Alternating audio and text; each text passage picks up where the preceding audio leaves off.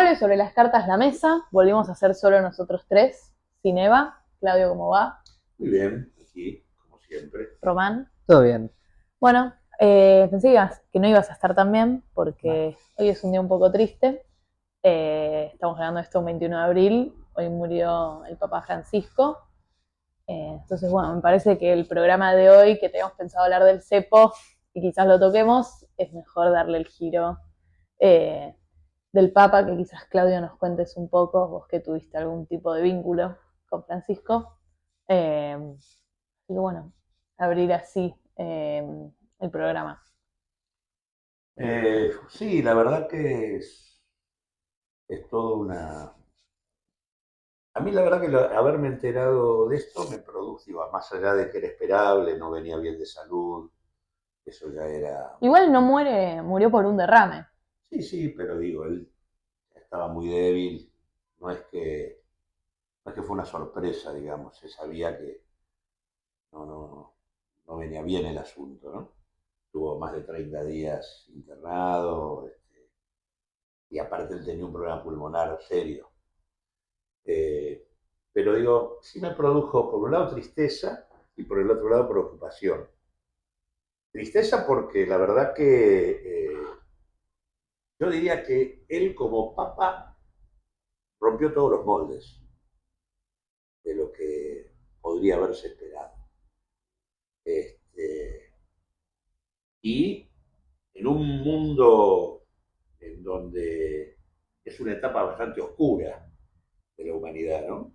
Donde lo que ocurre en el mundo no está bueno, él aparece como una voz, probablemente la voz más potente a nivel mundial, denunciando algunas cuestiones, desigualdad, pobreza, el genocidio de Gaza, el problema de los migrantes del mundo, la guerra, Con la comunidad LGBT, las las mujeres. mujeres, etcétera. Digo, el nivel de, digamos, abrió las puertas de una institución que venía muy esclerosada y muy metida hacia adentro,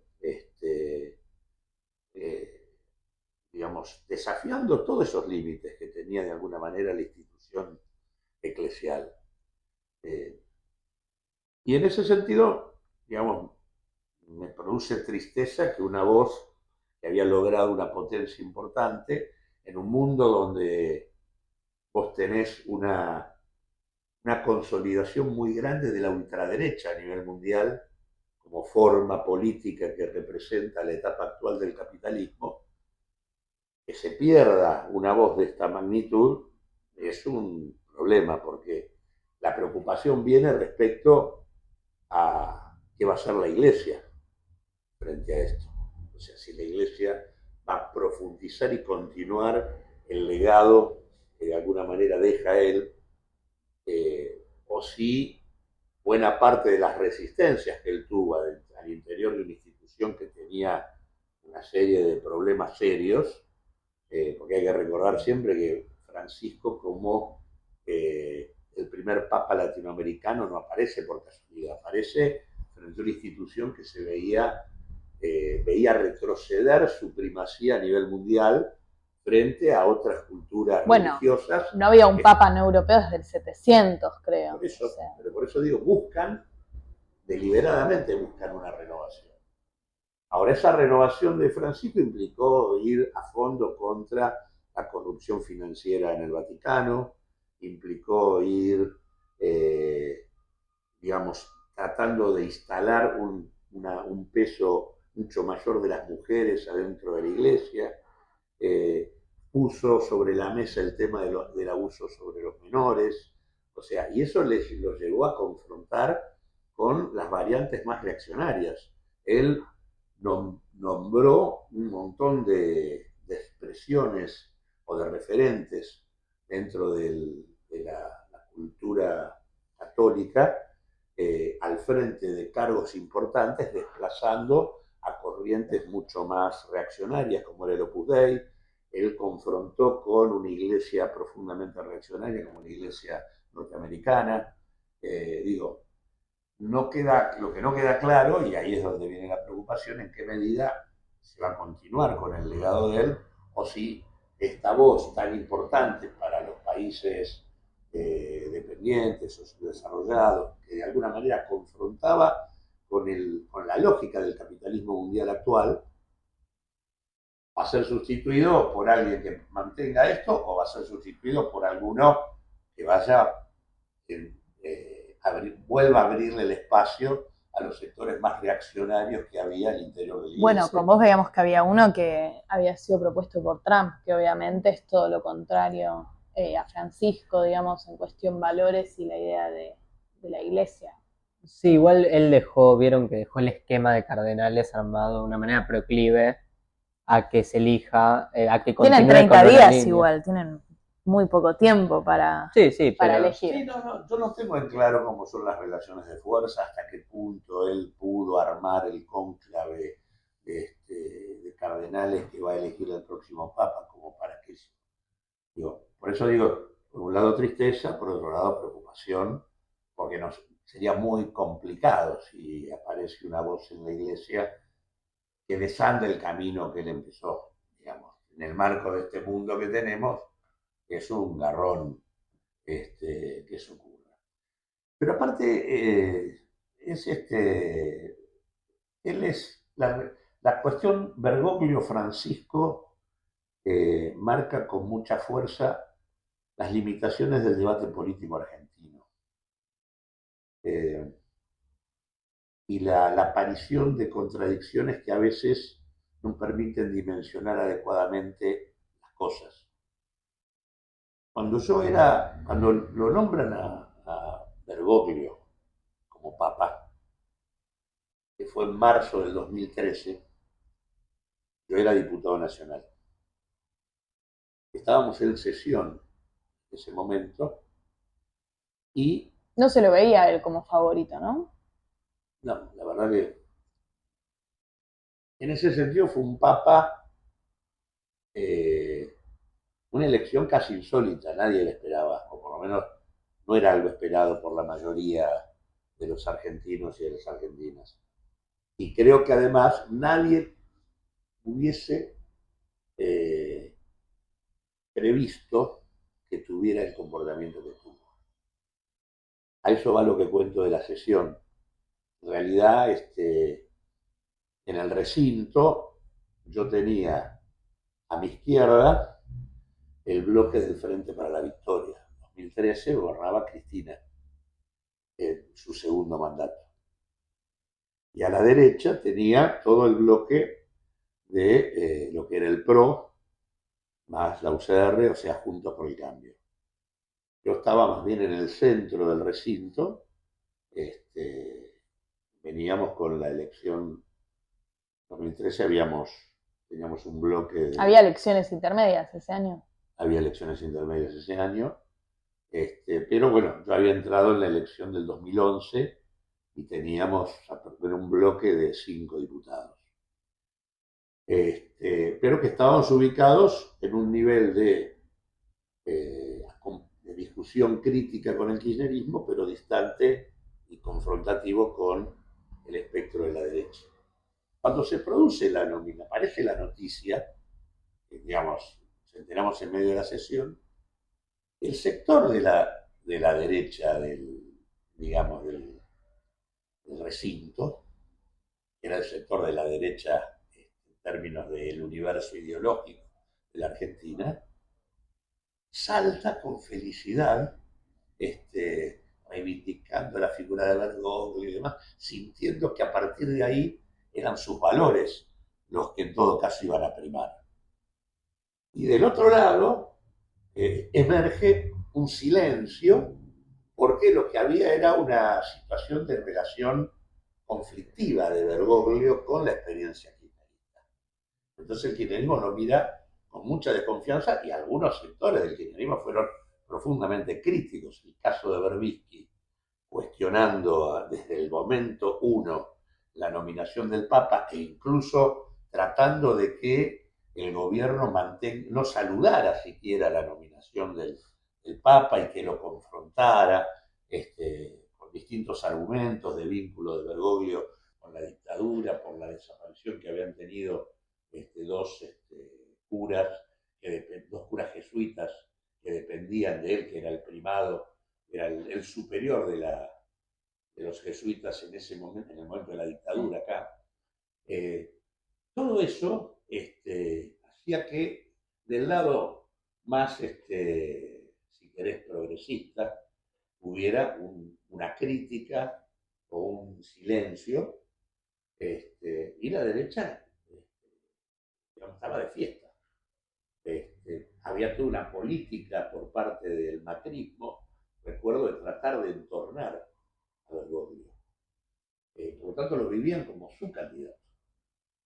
Y digo esto de la dimensión local, ¿no? Donde los problemas argentinos parece que son los que determinan todo, y de repente lo que terminó ocurriendo es que el Papa argentino y latinoamericano terminó teniendo un conjunto de definiciones a nivel de la política internacional que no estaban dentro de lo que podría haber previsto el espacio del kirchnerismo de la izquierda, ni tampoco, y por cierto, confrontativo con los referentes principales del capitalismo en la Argentina. Entonces digo, claramente el Francisco, con el tema de la denuncia de los genocidios, con el tipo de transformaciones y denominaciones que hizo en la Iglesia Argentina, con todos los temas que abordó a nivel mundial, claramente se paró enfrente de los poderosos del mundo, digamos, no se paró en relación con ellos, que era lo que de alguna manera la derecha argentina consideraba que iba a ocurrir. Así que, digamos, muchas veces se pierde de vista en los conflictos locales por dónde van las tendencias que se juegan en espacios mucho mayores, como era en ese caso la discusión de la renovación general de la Iglesia a nivel mundial, es lo que de alguna manera definía que Bergoglio estuviera en el cónclave de cardenales que terminó definiendo que él era el candidato, ¿no? La dimensión local a veces oscurece la posibilidad de pensar como corresponde los temas. No por casualidad Perón decía que la verdadera política era la política exterior, ¿no? La política con mayúscula era la política exterior, lo otro era cuestiones menores, pero claramente era demostrativo que en la Argentina se estaba discutiendo cualquier cosa, nadie estaba al tanto de lo que se estaba jugando con su nominación, y claramente Bergoglio, transformado en Francisco, pateó el tablero de lo que la Iglesia venía sosteniendo hasta ese momento a nivel mundial y produjo avances realmente importantísimos, que aparte acá, el último 24 de marzo, algo que nunca había pasado, en la catedral estaban algunos rostros y todo el listado de los 200 desaparecidos de la iglesia. Eso no había pasado nunca en ningún 24 de marzo. Fue la primera vez, y eso es resultado del cambio que tuvo la Iglesia Argentina en el marco de Francisco. Y ahora si no me equivoco, ahora que fue Pascuas, el arzobispo de Buenos Aires le lavó los pies a los jubilados. En este contexto, digamos, es también una definición política contundente. Y además, en el marco del papado de Francisco, se trasladó la capital de la Iglesia Argentina a Santiago del Estero. Se la sacó de la ciudad de Buenos Aires, el arzobispo. El arzobispo principal de la Iglesia Argentina va a tener sede en Santiago, ya no más en la ciudad de Buenos Aires. Entonces digo, la verdad que un papado importante, muy importante. Pero viste que él ha recibido muchas críticas porque, bueno, además de por peronista, porque nunca vino a la Argentina. ¿Vos desde que es papa? ¿Vos qué opinás de eso?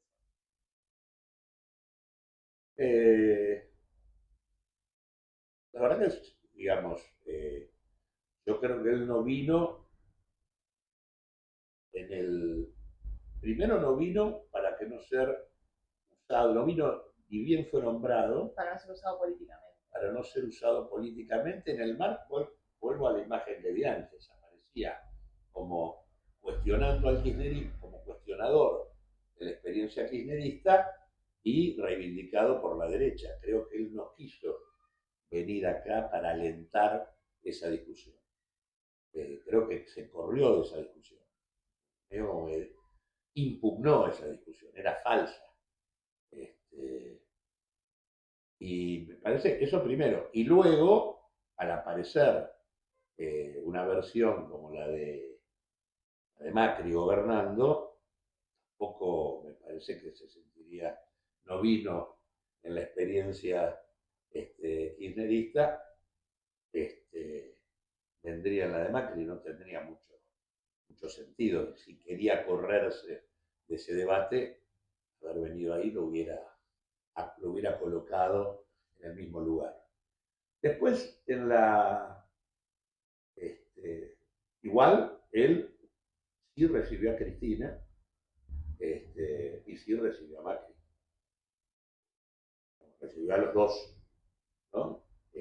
¿A Milei no lo recibió? Sí, a Milei también. No, recibió a Alberto Fernández y recibió a Milei. Ah, ok. Sí. ¿No? O sea, recibió a todos. O sea, se corrió de la disputa local. Sí. Porque aparte el mandato que él tenía iba más allá de la Argentina. No quería quedar embretado en una discusión que, como dije antes, era una discusión que estaba muy teñida de una manera de leer las cosas que no era la más adecuada. Y después me parece que yo creo que tampoco, por ahí cuando finalizado el periodo Macri, y habiendo no venido él tampoco en la etapa de Cristina, cuando apareció Alberto Fernández, por ahí quizás él podría haber venido. Ahí apareció la discusión del aborto en la Argentina.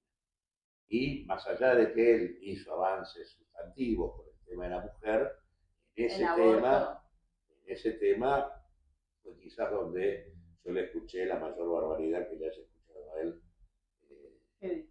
Cosa que no me acuerdo exactamente las palabras, pero no estuvo nada bueno. No quiero decir nada pero fue muy fulero lo que dijo. Y me parece que, bueno, en ese marco no venía, y bueno, y por supuesto después Milei no iba a venir, no vino el de Alberto, para que va a venir el de Milei. Eso sí, lo recibió Alberto, que creo que no lo trató con cierta frialdad también por el tema del aborto. Y bueno, y lo recibió también a Milei cuando Milei había dicho barbaridades de él. Así que me parece que por eso. Y después, bueno, yo tuve la posibilidad de intercambiar con él cuando era Bergoglio, no cuando era Francisco. En realidad, nosotros, hay un compañero que forma parte de nuestro espacio político y que fue miembro de la Conducción Nacional de ATE, que fue el secretario general de la CMT, que era la Confederación Mundial de Trabajadores, que era la central sindical social cristiana. Hoy ya no existe más, porque la central social cristiana y la central socialdemócrata se unificaron, no me acuerdo, creo que luego de la caída del muro, y se armó una sola central, y por lo tanto ya no existen, pero en el periodo previo, Carlos Custer, que es este compañero, fue el secretario general de la Confederación Mundial de Trabajadores, y, y por supuesto forma parte de Unidad Popular y demás. Y en ese marco, él siempre le enviaba a Bergoglio, cuando era arzobispo de Buenos Aires, los materiales que nosotros producíamos, de análisis y propuestas sobre la sociedad argentina. Y él, la verdad, que le hizo llegar a Custer elogios sobre el material que él recibía. Y entonces, en ese marco, yo creo que fue allá por el 2009, 2010, por ahí 2011, nosotros, yo era diputado nacional y presenté un proyecto para que lo que había sido la definición de la asignación universal por hijo, que había sacado el kirchnerismo por por una resolución, un decreto, en lugar de ser un decreto se transforma en una ley y fuera verdaderamente universal, cosa que todavía no lo es. Pues en realidad nosotros seguimos teniendo como asignaciones distintas, donde los hijos de los trabajadores formales tienen una historia, los hijos de los desocupados e informales tienen otra, eh, los, los estatales provinciales de cada provincia tienen una asignación por hijo diferente, o sea, si bien se universalizó en el sentido que todos perciben algo, el algo que perciben es distinto. Hay varios que quedan, incluso hay varios que quedan afuera. Por ejemplo, todo lo que es el cuentapropismo, bueno, en una primera etapa, en ese momento, todos los monotributistas quedaban afuera. Entonces, bueno, nosotros habíamos hecho una propuesta para que se universalizara de manera plena. Hicimos una audiencia pública en el Congreso y contamos con la presencia de Bergoglio, que vino, y que además no solo vino, escuchó, se fue y luego me envió una carta muy de respaldo al proyecto y demás, así que siempre tuvimos un vínculo importante y además él me invitó a instancias de todo eso a hablar en las jornadas de la pastoral social del Arzobispo de Buenos Aires. Yo tuve la oportunidad de tenerlo como uno de los que me escuchaban en la presentación que tuve que hacer. Así que bueno, en ese sentido tuvimos una cierta cercanía. Y después dijiste que ibas a contar una anécdota.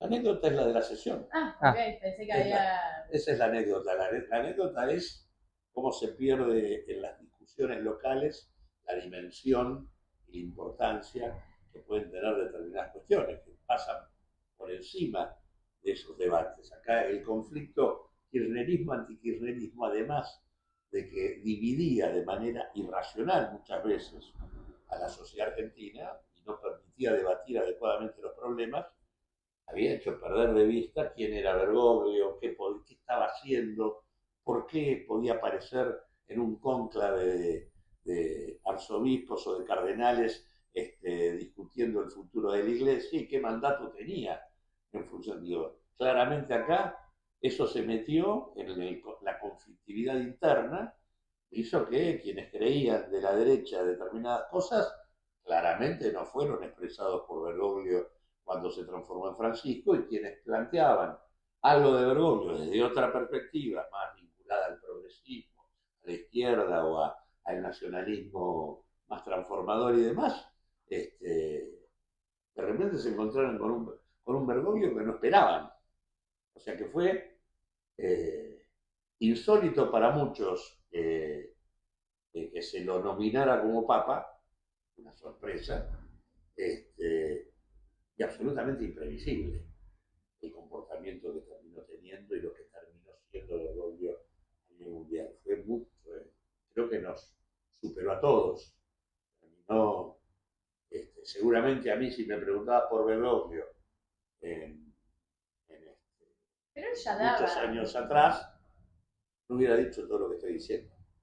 Pero él ya daba ciertos... O sea, yo no sé mucho, lo que vi hoy con él es que él había renunciado a un montón de privilegios que se le daba antes de que él fuera papa. O sea, él daba ciertos guiños de disconformidad con la iglesia y todos los privilegios y la corrupción que hay en la iglesia. No sé si fue novedoso en la iglesia en sí misma, no sé si fue novedoso para lo que era ya él como Bergoglio, todo lo que hizo. Bueno, pero que yo creo que esos gestos se notaron mucho cuando él asume como papa. Y ahí es donde él rechaza los privilegios del papado. Pero antes con él renunció a tener chofer personal y hoy vi una foto de él en el subte, creo que en el 2010, en la línea A, porque no quería hacer uso de... Bueno, pero creo que todo eso era menos conocido. Se conoció después. Él era el arzobispo de Buenos Aires, que tenía un conflicto con el gobierno kirchnerista. Eso era lo que existía. Todas las otras cosas solo existían para los que lo conocíamos un poco. Todo esto de que él viajaba en colectivo se supo después, no se supo antes. Ahí yo también tengo niveles de cercanía muy grandes. Primero, pues yo tengo mucho que ver con Flores, al igual que él, y además somos de San Lorenzo los dos. Así que en ese sentido tengo otros puntos de encuentro muy importantes con el otro era Bergoglio, y hoy Francisco. Y también a mí me sorprendió igual esto hace Además, me tiempo. pareció que por ahí no te cayó mal, fue muy aburrido el partido de San Lorenzo con Deportivo Riestra, así que por ahí eso terminó, decir, bueno, ya está. No, pero a mí también me sorprendió la puntería que a finales del año pasado salió la película Cónclave. Y bueno, justo ahora muere el Papa y hasta hace 2 meses no sabía tampoco qué iba a pasar con Francisco. No sé si la viste, No, no la vi. tienes que verla. También está buena porque te hace ver un poco todos los chanchullos que hay en la iglesia cuando se abre de vuelta la discusión de elegir un nuevo papa y que bueno, es quizás lo que vamos a ver un poco ahora. Pero está muy buena. Y yo creo que ese es el tema que viene ahora, porque claramente Bergoglio tuvo, ante la definición de nuevos responsables en distintos cargos de jerarquía en la iglesia, en diferentes iglesias del mundo. Yo me enteré hoy, por ejemplo, no sabía que el responsable de la iglesia en Gaza era un argentino. Y él permanentemente, digamos, agitaba el cuestionamiento al genocidio en Gaza y hablaba permanentemente con el referente allá, pero había un referente de la Argentina puesto ahí por él.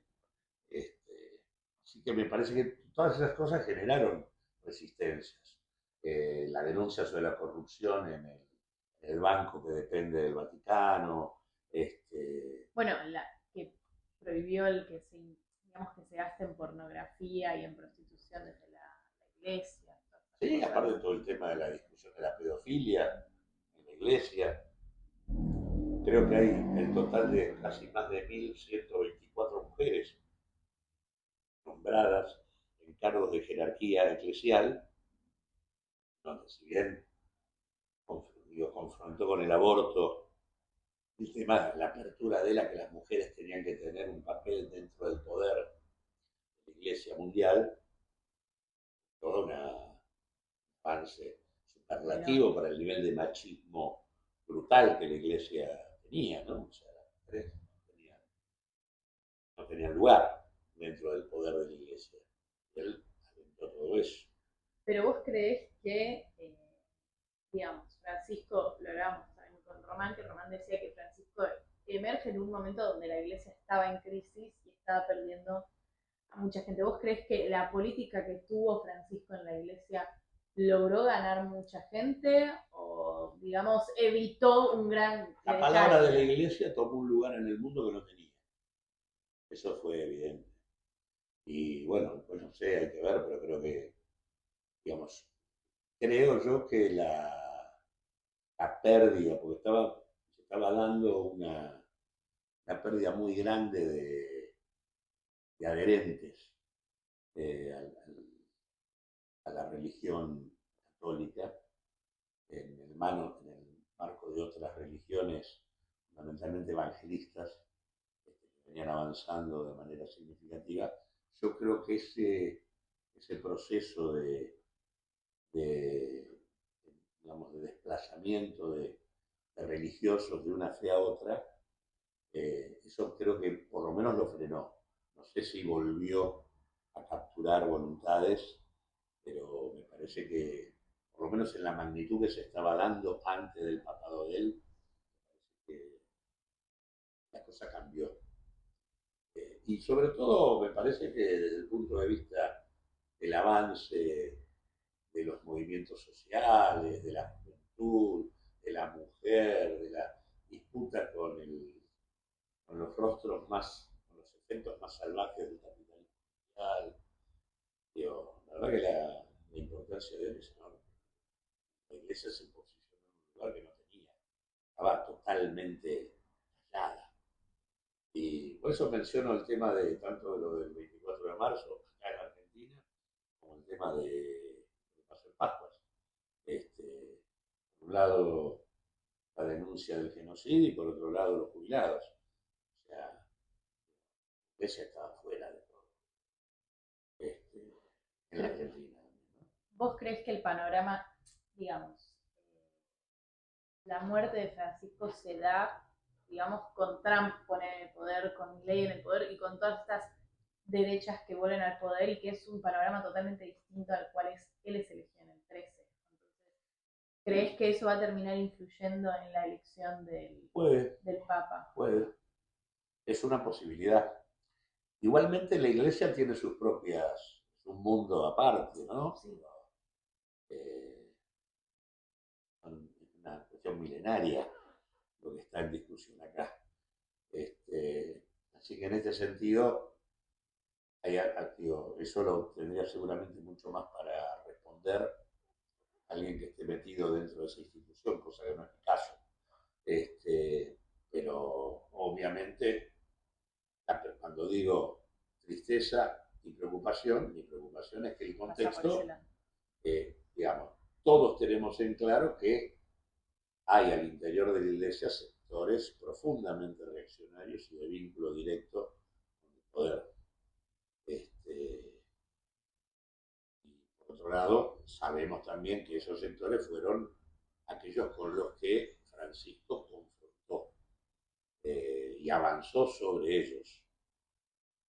¿Cómo se procesa esto internamente si la Iglesia, frente a lo que Francisco hizo con el mandato de renovación que de alguna manera se instaló porque estaba amenazada, la Iglesia, por su pérdida de peso a nivel mundial, si esa amenaza sienten que ya no está, y el poder que confrontó con Francisco cree que puede imponer condiciones, podemos tener una nominación dada.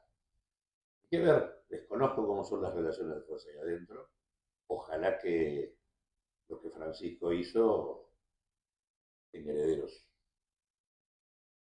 Bueno, nada más, ¿no? ¿Concluimos? ¿Algo más? No. Yo, sobre el tema. Entonces estamos. Cerramos hoy, sí. Bueno, muchísimas gracias y nos vemos en un próximo programa.